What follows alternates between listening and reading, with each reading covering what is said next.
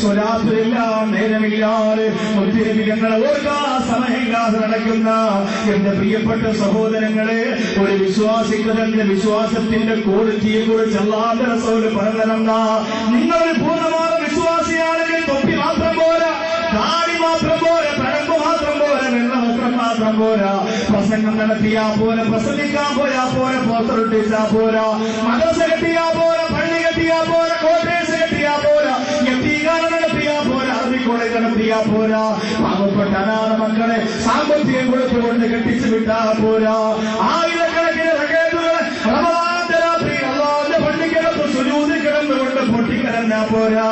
അല്ലാഹുവിന്റെ റസൂൽ നീ ഒരു യഥാർത്ഥ വിശ്വാസിയാകണമെങ്കിൽ അതിന്റെ ക്വാളിറ്റി പറഞ്ഞിരുന്നാ. എന്റെ പെങ്ങളെ മനോഹരമായി തലമറച്ചത് കൊണ്ടായില്ല, ശരീരം നല്ലതുപോലെ മറയ്ക്കുന്ന പർദ്ദ കൊണ്ടായില്ല, നിന്റെ ഭവനത്തിന്റെ അകത്ത് സംതൃപ്തകരമായ ഈമാനികമായ അവസ്ഥ കടന്നു വന്നത് കൊണ്ടായില്ല. അല്ലാഹുവിന്റെ റസൂൽ പറഞ്ഞില്ല, യുമിനു അഹദുക്കും അല്ലാഹു അഹബ്ബ ഇലൈഹി മിൻ വാലിദിഹി വവലദിഹി വന്നാസി അജ്മഈൻ. അല്ലാഹുവിന്റെ റസൂൽ പറയുന്ന പണ്ടാവൂരുകാരെ, നിങ്ങൾ ആരും വിശ്വാസികളാവുകയില്ല, നിങ്ങളൊരാളും വിശ്വാസിയല്ല, നൗഷാദ് വിശ്വാസിയല്ല, ഇവിടെ ഇരിക്കുന്ന ചെറുവാട് ഉസ്താദ് വിശ്വാസിയല്ല, ചെറുവല്ലൂർ ഉസ്താദ് വിശ്വാസിയല്ല, ഇവിടെ ഇരിക്കുന്ന ഖതീബുമാര്, ഇവിടെ വന്നിരിക്കുന്ന ചെറുപ്പക്കാർ വിശ്വാസിയല്ല. ഏതുവരെ നമ്മുടെ പ്രിയപ്പെട്ട ഉമ്മയേക്കാൾ വേദനയോടെ പ്രസവിച്ച ഉമ്മയേക്കാൾ അല്ലാഹുവേ ഉമ്മ ഉമ്മ എന്ന് 10 പ്രാവശ്യം ഞാൻ ഇവിടെ പറയുമ്പോ അറിയാഹാര ഉമ്മയോട് സ്നേഹമുള്ള ചെറുപ്പക്കാര് പൊട്ടിക്കരയുമല്ലോ.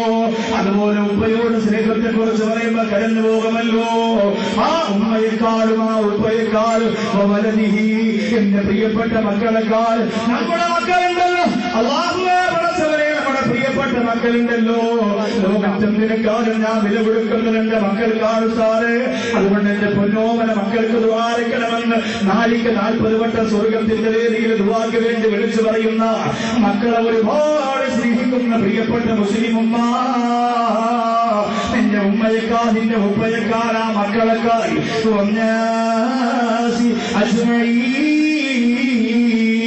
ലോകത്തുള്ള സർവ മനുഷ്യരെക്കാൾ ലോകത്താരൊക്കെയാണുള്ളത്.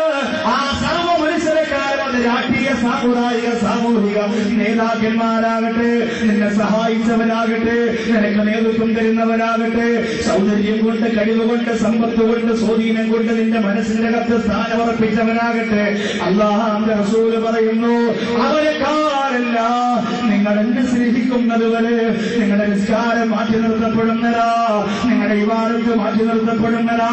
ഒന്ന് പരിശോധിക്കണം ചെറുപ്പക്കാരാ. ഇനി എഴുന്നേറ്റില്ലെന്ന് മാത്രം പറയാനുള്ള വിഷയമല്ല, ഇത് റബീഉൽ അവ്വൽ എന്ന് മാത്രം ചർച്ച ചെയ്യാനുള്ള വിഷയമല്ല. ഓരോ ചെറുപ്പക്കാരന്റെയും മനസ്സിരിക്കേണ്ടുന്ന വിഷയമാണ്.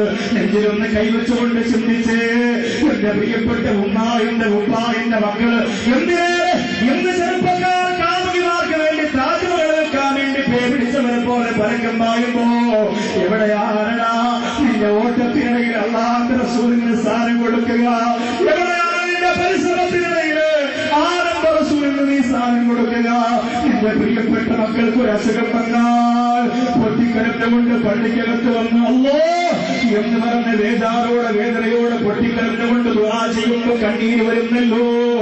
എന്നാൽ ആനന്ദ റസൂലിന്റെ ചരിത്രം പറയുമ്പോൾ കണ്ണനടയാത്ത നിനക്ക് നിന്റെ മക്കളെക്കാൾ മുപ്പിനബിയോട് സ്നേഹമുണ്ടെന്ന് പറയാൻ പറ്റോ? നിന്റെ മക്കളെക്കാൾ മുത്ത് റസൂലിനോട് സ്നേഹമുണ്ടെന്ന് പറയാൻ പറ്റോ? ഉമ്മാടെ കാര്യം പറയുമ്പോ കരയുന്ന പന്താവൂരുകാരാ, റസൂലുള്ളാഹിയുടെ കാര്യം പറയുമ്പോ ആ കണ്ണനില്ലെങ്കിൽ നീ കള്ളനല്ലേ പന്താവൂരുകാരാ. പാപ്പാടെ കഥ പറയുമ്പോ കരയുന്ന ചെറുപ്പക്കാരാ, മക്കളെ കഥ പറയുമ്പോ കരയുന്ന പെണ്ണുകളെ, ഹബീബിനെ കുറിച്ച് പറയുമ്പോ ആ ഒരു ആർദ്രതയും ആ ഒരു ലാളനയും ആ ഒരു കാരുണ്യവും ആ ഒരു സന്തനവും നിന്റെ മനസ്സിന്റെ അകത്ത് ബന്ധിച്ചില്ല എങ്കിൽ നീ പറഞ്ഞത് മുഴുവനും കള്ളമല്ലേ, നീ കാണിക്കുന്നത് മുഴുവനും കപടതയില്ലേ. ഇരിക്കട്ടെ, അല്ലാഹുവിന്റെ റസൂൽ പറയുമ്പോ അല്ലാഹു എന്താ പറഞ്ഞതെന്ന് നോക്കാം. അല്ലാഹ് എന്തേ പറഞ്ഞത്?